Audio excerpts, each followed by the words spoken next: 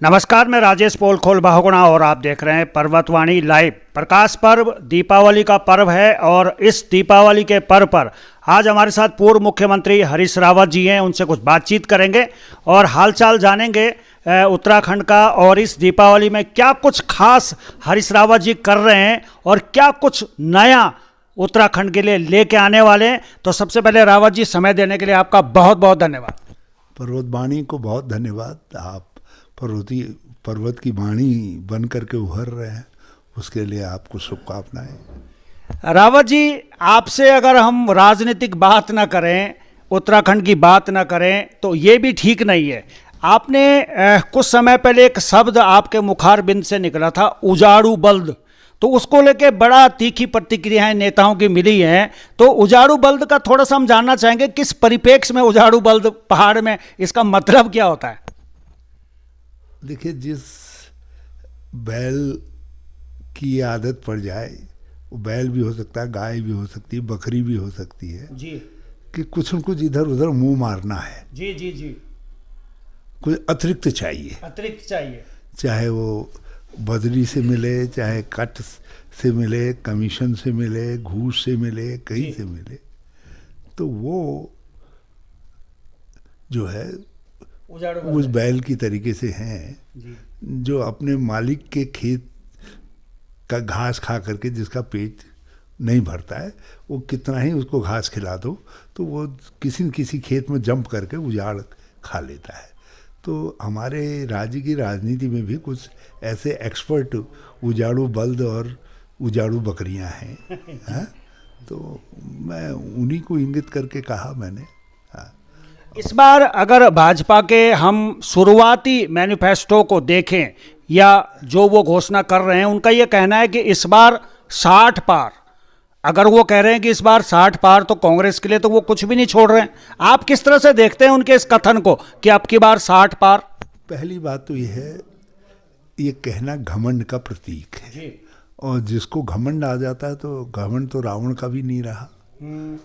जनता जनार्दन के दरबार में यदि आप कहते हमको दूसरी बार अवसर देगी जनता, तो बात समझ में आती है।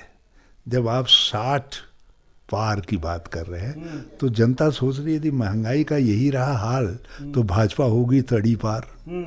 अच्छा, तड़ी पार। चलिए, बहुत जी। जनता कह रही है, जब वो जनता से कह रही है भाजपा इस बार 60 पार, तो जनता मन मन में कह रही है यदि महंगाई का यही रहा हाल, बेरोजगारी का यही रहा हाल, तो तुम हो गए तड़ी पार। तो ये जो पंच है तड़ी पार वाला, इसकी गूंज बहुत दूर तक जाती है। अगर आप लंबी राजनीति को समझते हैं और दूर की राजनीति को समझते हैं तो रावत जी के इशारों को भी समझे। अच्छा रावत जी, उत्तराखंड की अगर हम बात करें तो देवस्थानम बोर्ड को लेके बहुत ज़्यादा विरोध हो रहा है। पूर्व मुख्यमंत्री त्रिवेंद्र सिंह रावत जी का भी विरोध हुआ है। देश के प्रधानमंत्री नरेंद्र मोदी जी कल पहुंच रहे हैं। किस तरह से देखते हैं, आपका क्या मानना है, क्या सोचना है इस समय, आज की जो रात है, इस मामले में क्या आपका दृष्टिकोण है? त्रिवेंद्र सिंह जी एक बात स्पष्ट कर चुके हैं कि देवस्थानम बोर्ड उच्च परामर्श के बाद बनाया गया। तो इसका अर्थ है कि शीर्ष की अनुमति और नीचे व्यापक परामर्श से बना है। तो सारे भाजपा दोषी है, एक व्यक्ति को क्यों हम माने। और उस दोष को जब जनता ने आवाज़ उठा दी कि केवल हक हकूकदारी और पुरोहितों का मामला नहीं है, कांग्रेस ने सबसे पहले विरोध किया, क्योंकि ये परंपराएं हमारी हैं, उनको तोड़ने का अधिकार किसी को नहीं होना चाहिए। और यदि कुछ उसमें संशोधन कर रहे हो तो परामर्श करो, जो संबंधित जितने स्टेक होल्डर है। आपने किसी से तो परामर्श किया नहीं, केवल अपने दल में परामर्श करके राज्य की आमदनी का स्रोत ढूंढने के नाम पर आपने देवस्थानम बोर्ड बना दिया। तो इसको भंग करने के अलावा भाजपा के पास कोई रास्ता नहीं है। यदि ये कुछ मुलम्मा चढ़ाएंगे भी तो उससे लोग शांत होने वाले नहीं हैं।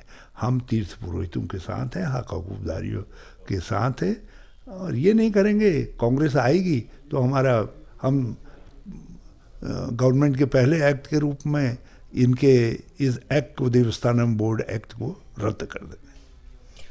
बहुत साफ तौर से रावत जी ने अपना दृष्टिकोण देवस्थानम बोर्ड पे बता दिया है। रावत जी, एक नई नई योजना अभी ताजी ताजी भारतीय जनता पार्टी और देश के गृह मंत्री अमित शाह जी लेके आए हैं, घसियारी योजना को लेके। तो आप क्या मानते हैं, क्योंकि आप पहाड़ से जुड़े हुए हैं, पहाड़ के नेता हैं, घसियारी शब्द को लेके और उस योजना को लेके आपका क्या दृष्टिकोण है? देखिए, घसियारी शब्द डेरोगेटरी है। ये मेरी माँ का, मेरी बहन का अपमान है जी। ये उत्तराखंड की महिलाओं का सामूहिक अपमान है। ये संबोधन आप हमारा माँ बहनों का नाम अन्नपूर्णा रखते, गृह लक्ष्मी तो सभी कहते हैं, तो गृह लक्ष्मी कह देते। आप उनको उन योजना बनानी थी उनके भलाई के लिए, तो उस योजना का नाम गौरा देवी पर कर देते, नंदा देवी पर कर देते, तिलू रौतेली पर कर देते, हमारी तो ये नाम है बचेंद्री पाल का नाम है और बहुत सारे नाम हैं। तो आपने उन नामों पर तो किया नहीं, आपने घसियारी नाम रख दिया। तो आप हमको ये कहना चाहते हैं दुनिया की नज़रों में कि उत्तराखंड की महिलाएं घसियारी हैं। आप हमारा घसियारी संबोधन बनाना चाहते हैं, वो मुझे स्वीकार्य नहीं है। सोने में लिपट करके भी वो शब्द आ रहा है, तो माँ बहनों के लिए ये संबोधन मुझे स्वीकार नहीं है। ये किसी को स्वीकारी हो, मैं अंतिम दम तक जिंदगी के इस शब्द के बदलाव के लिए लड़ूंगा। मैं नहीं चाहता ये शब्द इतिहास में लिखा जाए कि उत्तराखंड की महिला घसियारी है। एक कैसी पॉलिटिकल पार्टीज हैं, आप वालों ने कह दिया कि उत्तराखंड वालों की पहचान दिल्ली में चौकीदार की है, वो हमको चौकीदार बना रहे हैं और ड्राइवर की पहचान बता रहे हैं। उनको जनरल बिपिन रावत नहीं दिखाई दे रहे हैं, हाँ? उनको गब्बर सिंह और दरबान सिंह नहीं दिखाई दिए विक्टोरिया क्रॉस, हाँ? उनको हमारे पराक्रमी योद्धा नहीं दिखाई दिए, खेल दूसरे जगह में जो लोग अपना शौर्य बिखेर रहे हैं। लेकिन उनको जो है हमारा चौकीदार और ड्राइवर, हम चौकीदार भी हैं, हम ड्राइवर भी हैं, नौकर भी हैं, सब कुछ है। लेकिन हमारा सामूहिक संबोधन आप ऐसा नहीं बना सकते हैं जिससे हमारे लोगों ने जो उच्च मानक खड़े किए हैं वो मानक ओझल हो जाए। मैं ड्राइवर का बड़ा आदर करता हूँ, मैं चौकीदार का बड़ा आदर करता हूँ, मैं हलिये का भी बड़ा आदर करता हूँ, मेरे पिताजी भी हलिये थे। लेकिन वो उनका सामूहिक संबोधन हो जाए, वो मुझे स्वीकार्य नहीं है, वो मुझे स्वीकार्य नहीं है। तो हम इस तरीके की, अब ये भाजपा सत्ता सौंपी इनको तो इन्होंने घसियारी बना दिया। तो ये भाजपा इस शब्द को वापस ले। इस योजना का नाम रखना है तो कामधेनु रख दो ना, कुछ और नाम रख दो।